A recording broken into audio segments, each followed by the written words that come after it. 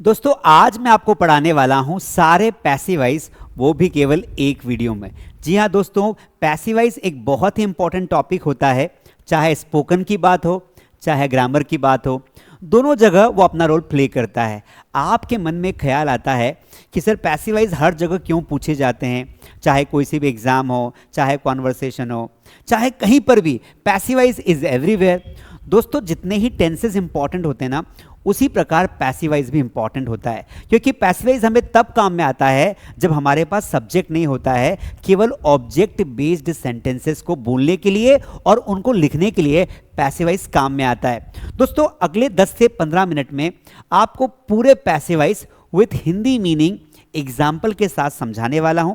अगर आप बस अपनी लाइफ से 15 मिनट का टाइम, ज़्यादा नहीं मांग रहा हूं, सिर्फ 15 मिनट का टाइम अगर आप निकाल लेते हैं तो ज़िंदगी में आपको दोबारा कभी पैसिव वॉइस नहीं पढ़ना पड़ेगा, इसकी गारंटी मेरी। लेकिन अगर आप नए हैं तो लाइक और सब्सक्राइब कर देना, क्योंकि इसी तरीके से मैं आपको बहुत सारे टॉपिक्स पढ़ाने वाला हूं। चलिए शुरू करते हैं। सबसे पहले हम पैसिव वॉइस के बेसिक कंसेप्ट को समझते हैं। क्या होता है बेसिक कंसेप्ट? सबसे पहले हमें यह समझना पड़ेगा कि टेंसेस और पैसिव वॉइस में डिफरेंस क्या होता है। दोस्तों टेंसेस और पैसिव वॉइस में केवल एक चीज का डिफरेंस होता है, वो होता है सब्जेक्ट और ऑब्जेक्ट का, बाकी सब कुछ सेम होता है।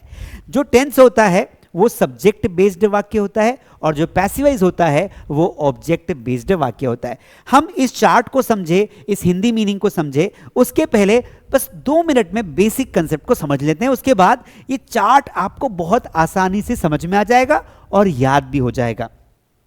यहां पर देखिए, जब भी हम कोई टेंस का कोई भी वाक्य बनाते हैं तो क्या होता है बेटा टेंस में हम सिंपली क्या करते हैं, एक वाक्य बनाते हैं जैसे ही प्लेस क्रिकेट। हमने एक सेंटेंस बोला ही प्लेस क्रिकेट, यानी कि वह क्रिकेट खेलता है। जब इसका पैसिव वॉइस बनाएंगे तो पैसिव वॉइस को हम शॉर्ट में क्या लिखते हैं, पीवी लिखते हैं, पीवी यानी पैसिव वॉइस।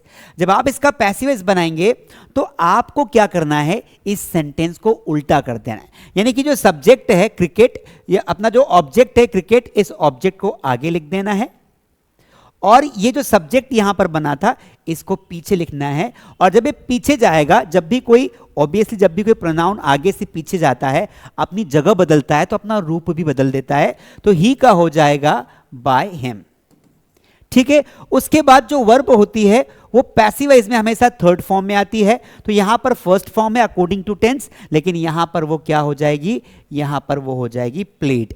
और यहां पर पैसिव वॉइस की जो हेल्पिंग वर्ब्स होती है वो टेंसेस की हेल्पिंग वर्ब से डिफरेंट होती है, इसलिए यहां पर आ जाएगा एस। तो सेंटेंस क्या बन गया, cricket is played by him. मैंने पहले क्या बोला, ही प्लेस क्रिकेट, वह क्रिकेट खेलता है। फिर मैंने आगे बोला क्रिकेट खेला जाता है उसके द्वारा। एक्चुअल में इसके हिंदी मीनिंग में कोई भी बदलाव नहीं होता है। मैं आपका कान सामने से पकड़ूं या इधर से पकड़ूं, पकड़ तो कान ही रहे हैं। बात समझ में आई? तो टेंसेस और पैसिव वॉइस में बोलने में कोई चेंज नहीं आता है। तो सर फिर हम पढ़ क्यों रहे हैं? इसलिए पढ़ रहे हैं कि जब आपको टेंस में क्या होता है, टेंस में सब्जेक्ट को मेन कर्ता माना जाता है और पूरा वाक्य सब्जेक्ट बेस्ड होता है, और पैसिव वॉइस में पूरा वाक्य ऑब्जेक्ट बेस्ड होता है। भाई लाइन में जो आगे लगेगा उसकी बात मानी जाएगी। तो बस इतना सा डिफरेंस होता है दोनों में। अब अगर आप देखेंगे तो हमने क्या बदलाव किए, हमने बहुत ज्यादा बदलाव नहीं किए। हमने क्या किया, यहां पर जो शब्द थे उन्हीं शब्दों को उल्टा लिख दिया। यानी कि पैसिव वॉइस में होता क्या है, जो सब्जेक्ट होता है उसकी जगह पे ऑब्जेक्ट आ जाता है और जो ऑब्जेक्ट होता है उसकी जगह पे सब्जेक्ट आ जाता है। यानी कि दोनों की जगह हम बदल देते हैं और वाक्य को बना देते हैं।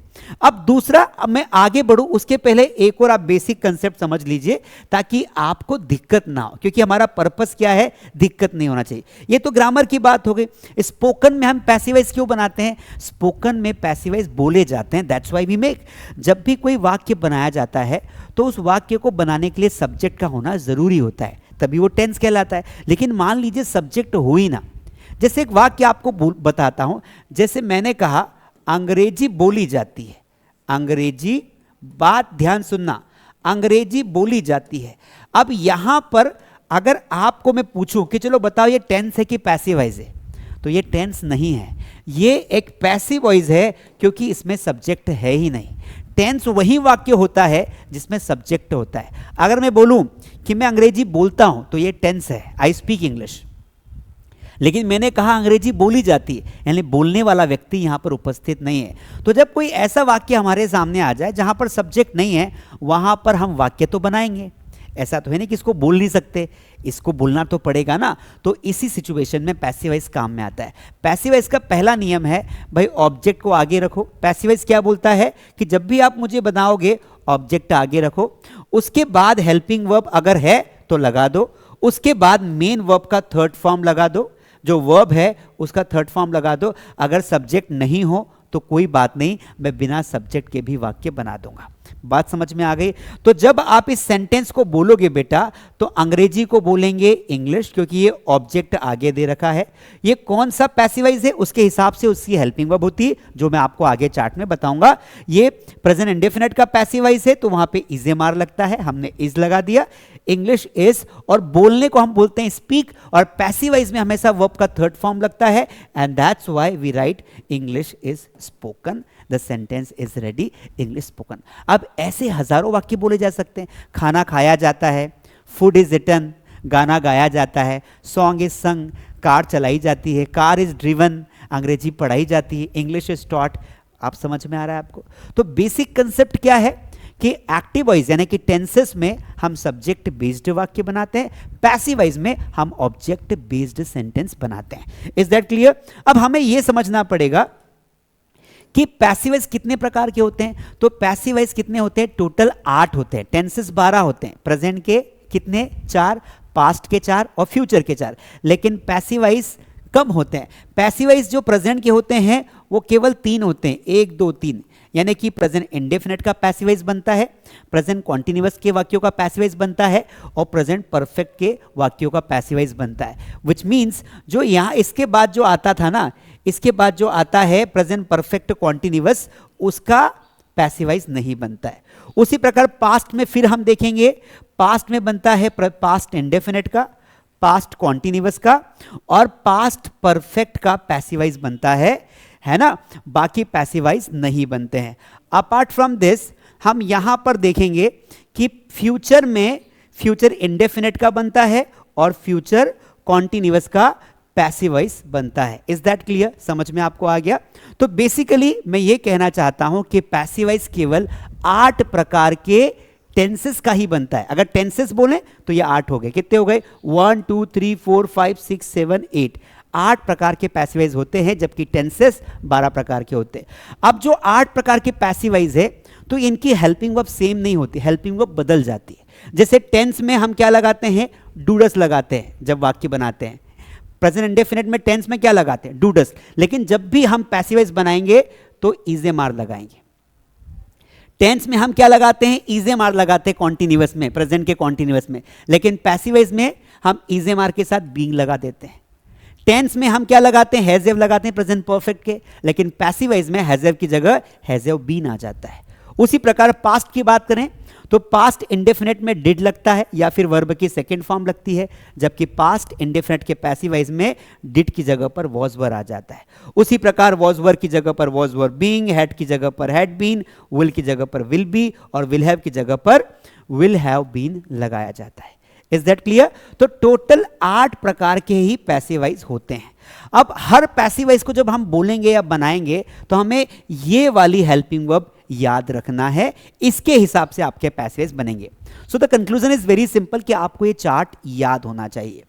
अब जब आप स्पोकन में बनाते हैं ना, स्पोकन की अगर बात करें तो आपको हिंदी मीनिंग याद रखना पड़ता है। जैसे किसी सेंटेंस में आता है कोई काम किया जाता है, कोई काम खाना खाया जाता है, पानी पिया जाता है, तो प्रेजेंट इंडेफिनिट है, तो वहां पर इज ए मार के साथ आप वर्ब की थर्ड फॉर्म लगा दोगे। क्लियर है? मैं आपको यहां पर समझाने की कोशिश करता हूं। अब हम ओवरऑल प्रैक्टिस करेंगे तो एक एक पैसिव को लेंगे, पूरे 8 पैसिव की प्रैक्टिस आपको करवाऊंगा। लेकिन आपको समझ में आ रहा हो, मजा आ रहा हो, क्लियर हो रहे कंसेप्ट, तो प्लीज लाइक और सब्सक्राइब जरूर करना।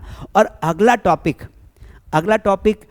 किस वीडियो पर चाहते हो, अगला वीडियो किस टॉपिक पर चाहते हो वो कमेंट कर देना। मैं पूरा एक ही क्लास में पूरा टॉपिक पढ़ाऊंगा। ठीक है? अब यहां पर देखिए, सबसे पहला हमारा जो पैसिव वॉइस है वो है प्रेजेंट इंडेफिनिट का पैसिव वॉइस है। ठीक है? इसमें हम क्या करेंगे? ऑब्जेक्ट प्लस इज ए मार प्लस वर्ब की थर्ड फॉर्म बाय और सब्जेक्ट। Is that clear?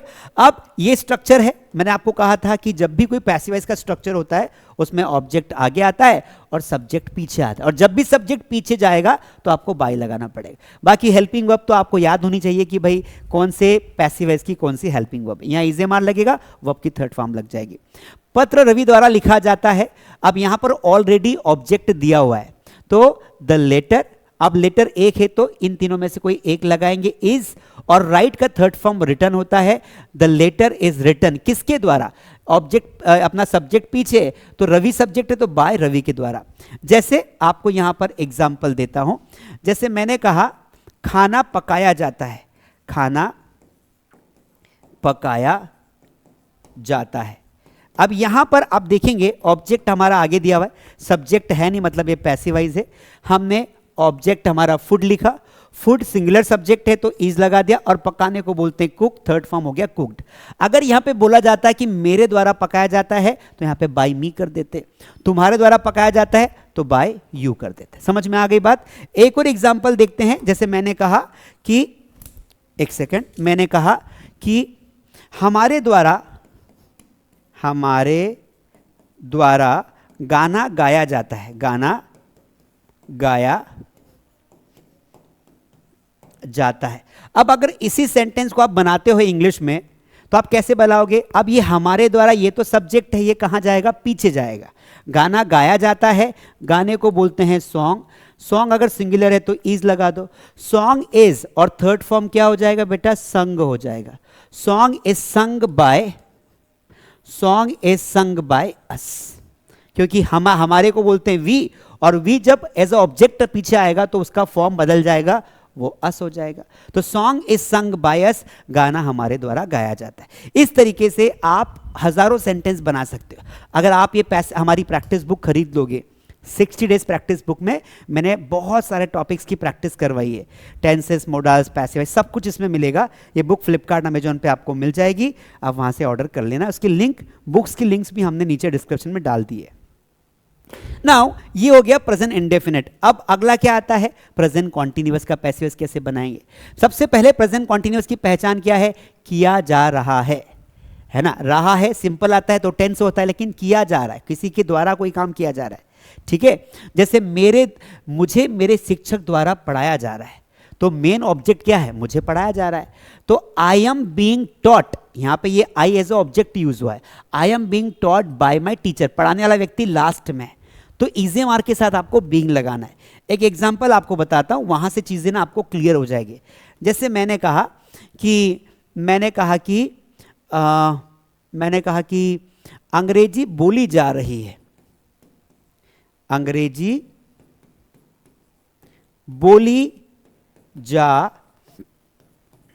रही है, अंग्रेजी बोली जा रही है। अब यहां पर हमारा आगे ऑलरेडी ऑब्जेक्ट दिया है, क्योंकि बोलने वाला व्यक्ति तो है नहीं, इंग्लिश। अब इंग्लिश अगर सिंगुलर है तो इज, एम, आर में से कोई एक लगाएंगे, इज लगा देंगे। बोलने को स्पीक बोलते हैं, स्पीक का third form spoken, English is. अब यहां पर एक चीज ध्यान रखना है, बीइंग लगाना है क्योंकि कॉन्टिन्यूअस है। English is being spoken, being नहीं लगेगा तो फिर ये इंडेफिनिट में चला जाएगा। इंग्लिश इज बीइंग स्पोकन, अगर हम यहां पर सब्जेक्ट लगाएं, किसके द्वारा बोली जा रही है? मेरे द्वारा। English is being spoken by me हो जाएगा, उसके द्वारा बाय हिम हो जाएगा, हमारे द्वारा बाय अस हो जाएगा। तो अगर सब्जेक्ट दिया हो तो पीछे लगाओ, नहीं दिया हो तो सीधा वाक्य बना दो। जैसे मैंने कहा क्रिकेट खेला जा रहा है, क्रिकेट इज बीइंग प्लेड, है ना? Cricket is being played. पत्र लिखा जा रहा है, a letter is being written, इस तरीके से बनाएंगे। अगला है प्रेजेंट परफेक्ट, यहां पर गया है या इसकी पहचान होती है चुका है, किया जा चुका है, इसकी पहचान ये होती है किया जा चुका है, किया जा चुका है। हम बोलते ना खाना खाया जा चुका है, अंग्रेजी सीखी जा चुकी है, किताब फाड़ी जा चुकी है ना? मेरा बैग चुराया जा चुका है, मोबाइल खरीदा जा चुका है, कोई काम किया जा चुका है। ऑब्जेक्ट आगे रखेंगे, हैज़ के साथ बीन लगा देंगे, क्योंकि हैज़ बीन इसकी हेल्पिंग वर्ब होती है, वर्ब की third form by plus subject रहेगा। गाना नेहा द्वारा गाया गया है, तो मेन सब ऑब्जेक्ट क्या है? गाना, तो द सॉन्ग, और सॉन्ग अगर सिंगुलर है तो हैज बीन लगाएंगे। Song has been sung by Neha.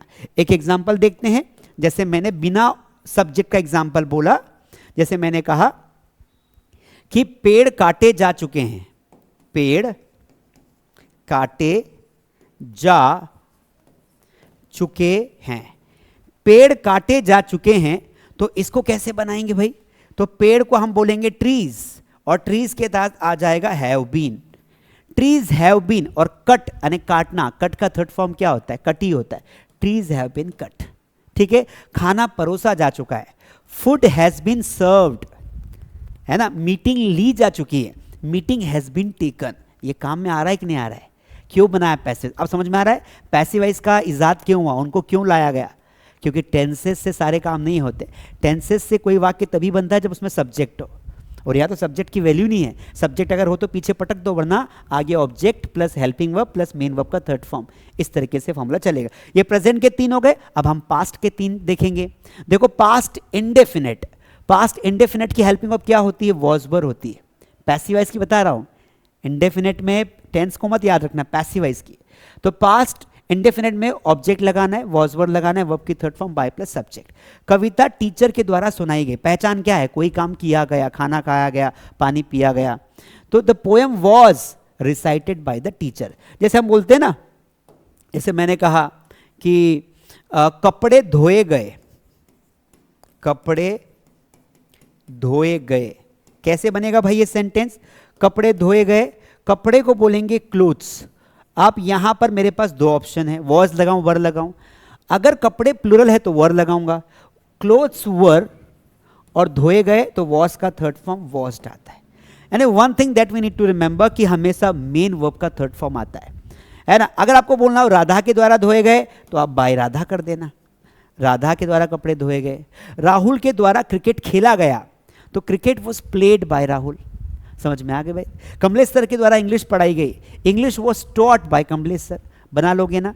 आगे बढ़ते हैं, हम जस्ट रिवीजन कर रहे हैं क्योंकि एक 15-20 मिनट के लेक्चर में बहुत डिटेल में नहीं पढ़ा सकता, पर मेरा डिटेल्ड वीडियो भी 1 घंटे का आप यूट्यूब पे सर्च करोगे तो आ जाएगा, passive voice by Kamlesh sir आ जाएगा। लेकिन हम 15-20 मिनट में एक ओवरऑल मेकअप देख रहे हैं कि भाई कैसे चीज़ें होती है, फिर हम इसको डिटेल में पढ़ सकते हैं। पास्ट कॉन्टिन्यूअस में किया जा रहा था, जैसे बोलते हैं ना, लोगों को बताया जा रहा था, प्रसाद बांटा जा रहा था, इस तरीके से। ठीक है, कोई काम किया जा रहा था तो वॉज वर के साथ बीइंग लग जाएगा। जब भी कॉन्टिन्यूअस का वाक्य आएगा बेटा, जब भी कॉन्टिन्यूअस का वाक्य आएगा तो वहां पर हमेशा क्या लगेगा? वहां पर हमेशा बीइंग लग जाएगा। गलती उसके द्वारा सुधारी जा रही थी, the mistake was being corrected by him. एक एग्जाम्पल देखता हूं, लास्ट में आपको ट्रांसलेशन भी सिखाऊंगा। जैसे मैंने कहा कि सिंपल सा कोई सा भी वाक्य हम ले सकते हैं। जैसे मैंने कहा कि रोड बनाया जा रहा था, रोड बनाया जा रहा था। अब इस सेंटेंस को कैसे बनाएंगे बेटा? रोड तो रोड ही होता है, road was being constructed, road was being constructed. तो सब ऑब्जेक्ट लगाया, वॉज में से वॉज, वर में से वॉज लगाया, बीइंग और वर्ब की third, road was being constructed. उसी प्रकार हम पास्ट परफेक्ट में हैड बीन लगाते हैं, तो जो भी ऑब्जेक्ट होगा उसके साथ हैड बीन लगा दो, वर्ब की थर्ड फॉर्म ऑब्जेक्ट। देखो टेंसेस में एक दिक्कत होती है, टेंसेस में हर हेल्पिंग वर्ब के हिसाब से अलग मेन वर्ब आती है, यहां पर हर सेंटेंस में वर्ब की थर्ड फॉर्म आती है। खाना मेज पर परोसा जा चुका था, food had been served on the table, मेज पर ऑन द टेबल।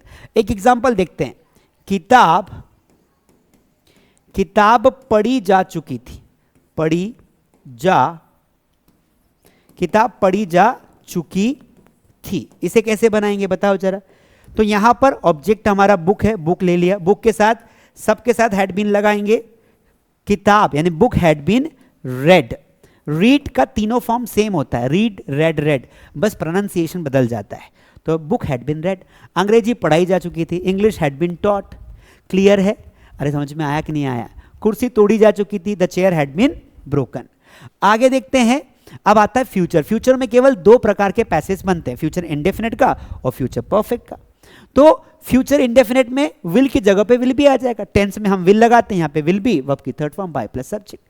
उसके द्वारा पत्र लिखा जाएगा, कोई काम किया जाएगा, तो the poem will be recited by the, यहां पर इसको ऐसे नहीं बनाएंगे, उसके द्वारा पत्र लिखा जाएगा, तो सेंटेंस बनेगा द लेटर या a letter will be written by him, a letter will be written by him. Clear है? जैसे मैंने कहा कि पेड़ काटे जाएंगे, ट्रीज विल बी कट, है ना। जैसे मैंने कहा कि मकान बनाया जाएगा, हाउस विल बी कंस्ट्रक्टेड। हम सब्जेक्ट ऐड करते हैं। मैंने कहा कि भाई मेरे द्वारा पानी पिया जाएगा, water will be drunk by me. Clear है? आगे बढ़ते हैं। अब फ्यूचर परफेक्ट आ जाएगा, कॉन्टिन्यूअस का नहीं बनता है, लास्ट है ये।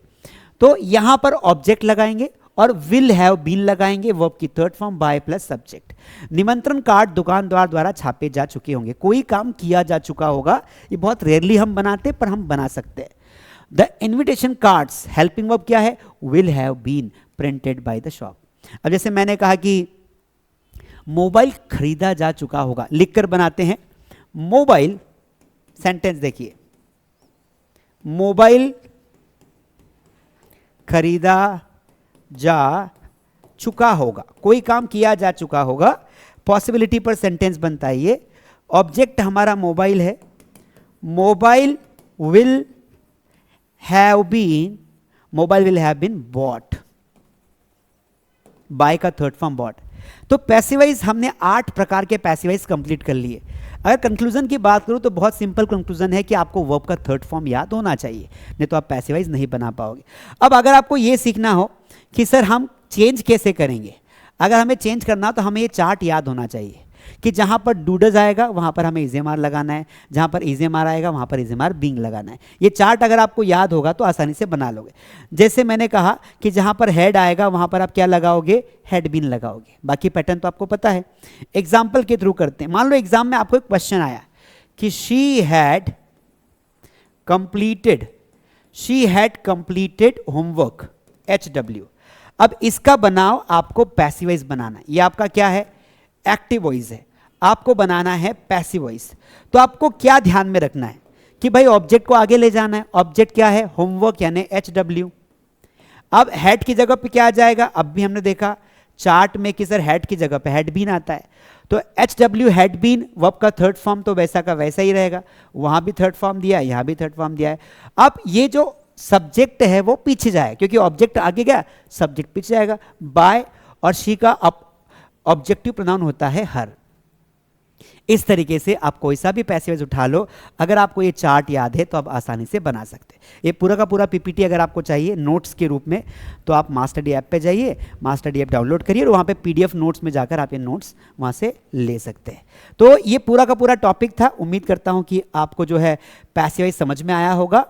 और ये प्रैक्टिस सेंटेंसेस हैं। इन प्रैक्टिस सेंटेंसेस को जो है आप कर सकते हैं अपनी कॉपी में ट्रांसलेट करके देखिए। अगर आप स्पोकन के दृष्टिकोण से पढ़ रहे हैं तो आप ये 10 सेंटेंसेस जो है इंग्लिश में ट्रांसलेट करिए, जो कि ऑब्जेक्ट बेस्ड सेंटेंसेस है ना। सब्जेक्ट अगर दिया हो तो उसको बाय लास्ट में लगाना। और अगर आपको ग्रामर के दृष्टिकोण से करना हो तो कोई टेंसेस के 10 सेंटेंसेस लीजिए और उनको पैसिवाइज में कन्वर्ट करिए।